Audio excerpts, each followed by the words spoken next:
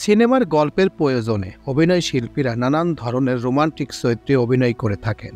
পর্দায় প্রিয় মানুষটিকে নানান ঢঙে প্রেমের প্রস্তাব দিতে দেখা যায়। বাস্তব জীবনে অনেক তারকা শিল্পীরা প্রেমের গল্প সিনেমার গল্পকেও হার মানায়। বাস্তব জীবনে বলিউডের কয়েকজন তারকা অভিনয় শিল্পীর প্রেমের প্রস্তাব দেওয়ার গল্প নিয়েই সাজানো হয়েছে আজকে আমাদের এই প্রতিবেদন।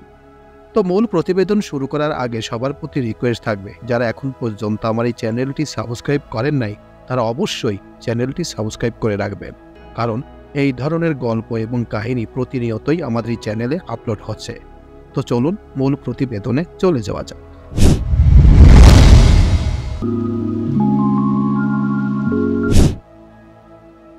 প্রথমে প্রত্যাখ্যান, পরে কারিনার সম্মতি।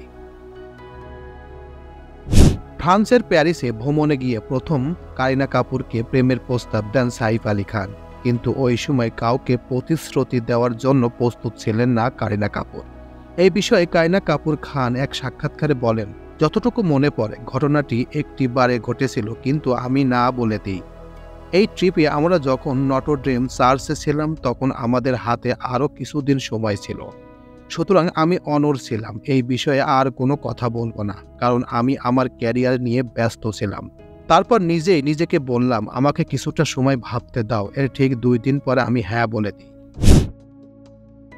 প্রস্তাব পেয়ে বাকরুদ্ধ হয়ে গিয়েছিলাম। প্রিয়াঙ্কা চোপড়া। কারিনা কাপুর খান ও সাইফ আলী খানের মতোই ভালোবেসে বিয়ে করেছিলেন বলিউড অভিনেত্রী প্রিয়াঙ্কা চোপড়া ও মার্কিন গায়ক নিক জোনাস। কিন্তু প্রিয়াঙ্কাকে প্রস্তাব দেওয়ার আগে বেশ আয়োজন করেছিলেন নিক জোনাস। আংটি কিনতে গিয়ে লন্ডনের একটি জুয়েলারি দোকানে শাটার নামিয়ে দেন, যাতে করে সময় নিয়ে পছন্দসই আংটি কিনতে পারেন।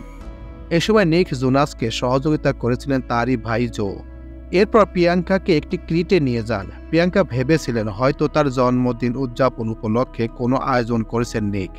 তারপর মধ্যরাত পর্যন্ত প্রিয়াঙ্কার পায়ের কাছে বসে অপেক্ষা করেন নিক, কারণ তিনি চাচ্ছিলেন প্রিয়াঙ্কার জন্মদিন অ্যারেঞ্জমেন্ট অ্যানিভার্সারি যেন একই দিন হয়। ভোগ ম্যাগাজিনকে দেওয়া সাক্ষাৎকারে নিক জোনাস বলেন, পুনরায় এক হাঁটু মোড়ে বলেছিলাম, তুমি কি আমাকে পৃথিবীর সবচেয়ে সুখী মানুষ করবে এবং আমাকে বিয়ে করবে কি? আমি মজা করছি না। প্রিয়াঙ্কা 45 সেকেন্ড সময় নেয়। প্রিয়াঙ্কা চোপড়া বলেছিলেন, আমি ওই সময় বাকরুদ্ধ হয়ে গিয়েছিলাম। পরে প্রিয়াঙ্কাকে ধাক্কা দিয়ে আমি বলেছিলাম, তোমার যদি আপত্তি না থাকে আমি তোমার আঙুলে আংটি পরাতে চাই। বন্ধুর জন্য ওকালতি করতে গিয়ে সোনমের প্রেমে আনন্দ। ভোগ ম্যাগাজিনকে দেওয়া সাক্ষাৎকারে আনন্দ আহুজারের সঙ্গে সম্পর্ক জড়ানোর গল্প শোনান সোনম কাপুর।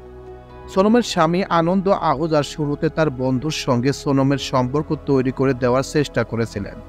সোনমের ভাষায় তা তো হয়নি, বরং আনন্দের সঙ্গে সারা বিকেল কথা বলে কাটাই। আমাদের কয়েক মাস ধরে যোগাযোগ চলছিল। মুঠোফোনে কথা বলতে বলতে প্রেম অনুভব করি।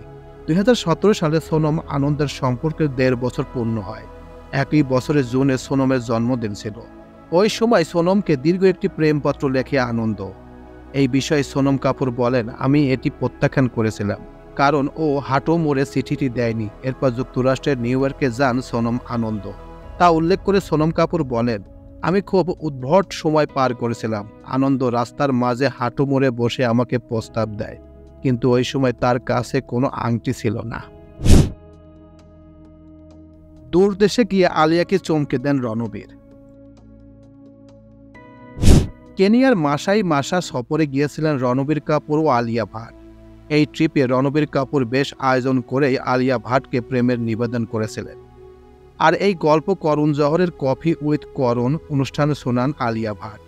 তার ভাষায়, রণবীর তার পরিকল্পনা অনুযায়ী আমার মনকে নাড়িয়ে দিয়েছিল, কারণ আমি ওই মুহূর্তের জন্য মোটেও প্রস্তুত ছিলাম না।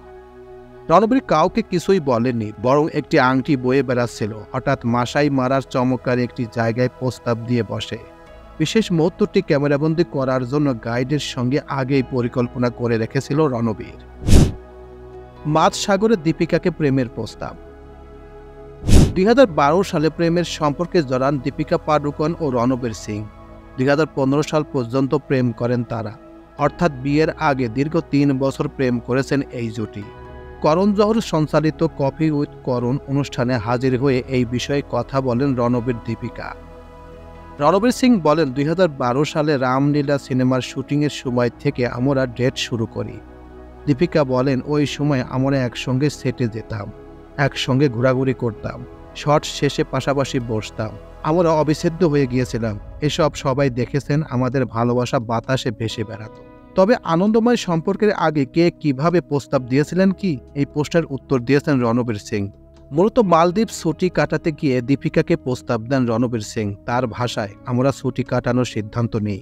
কোনো ছুটির দিনে আমি তাকে প্রস্তাব দেওয়ার পরিকল্পনা করি, এই জন্য আমি একটি আংটি কিনি। এরপর আমরা ছুটি কাটাতে মালদ্বীপে যাই, আর পুরো জার্নি আংটিটা খুব গোপনে আমার কাছে রাখি। প্রস্তাব দেওয়ার জন্য বর্ণনা দিয়ে রণবীর সিং বলেন, মালদ্বীপের সৈকতে গিয়ে একটি বোট নিই, ওদেরকে বোটটি মাঝ সাগরে নিয়ে যেতে বলি। আমার পরিকল্পনা, সাগরের মাঝে আমি এবং দীপিকা থাকব। এটি নিখুঁত একটি দৃশ্য হবে। তারপর তারা বোটের লোকজন বোটটি রেখে চলে যায়। মাঝ সাগরে আমি আর দীপিকা। আংটিটি দিয়ে আমি দীপিকাকে প্রস্তাব দিই। সে এটি গ্রহণ করেন না, বরং আবেগপ্রবণ হয়ে পড়ে। এরপর সে আমাকে হ্যাঁ বলে। হ্যাঁ শোনার পর নিজেকে পৃথিবীর রাজা মনে হয়েছিল। তো এই ছিল মোটামুটি আমাদের আজকের প্রতিবেদন। উপরোক্ত প্রতিবেদন থেকে আমার একটা জিনিসই বুঝলাম যে বলিউডের 5 তারকা তাদের প্রথম প্রেম এবং প্রেমের জন্য যেভাবে অফার করেছেন তাদের জীবন সঙ্গিনীকে, আসলে এইভাবে করলে একটা মেয়ে বলেন, একটা প্রেমিকা বলেন, সে অবশ্যই মানবে। প্রথম অবস্থায় সে অনীহা করতে পারে, কিন্তু পরবর্তীতে ভেবে চিনতে দেখবে যে আসলে তার রাইট চয়েস ব্যক্তি হচ্ছে ইনি। আর সেভাবে তারা প্রস্তাব দেওয়ার কারণে তাদের প্রেম আজকে বাস্তবে রূপ লাভ করেছে। এবং তারা অভিনয়ের মাধ্যমে নয়, তারা বাস্তবে যেভাবে প্রেম করতে হয়, যেভাবে সংসার করতে হয়, সেভাবেই করেছেন তারা। তো এই ছিল মোটামুটি আমাদের আজকের প্রতিবেদনটি কেমন লাগলো? যদি ভালো লেগে থাকে তাহলে অবশ্যই এই চ্যানেলের পাশেই থাকবেন, এবং যারা এখন পর্যন্ত চ্যানেলটি সাবস্ক্রাইব করেন নাই তারা অবশ্যই চ্যানেলটি সাবস্ক্রাইব করবেন। তো সবাইকে ধন্যবাদ জানিয়ে এখানেই শেষ করছি। আল্লাহ হাফেজ।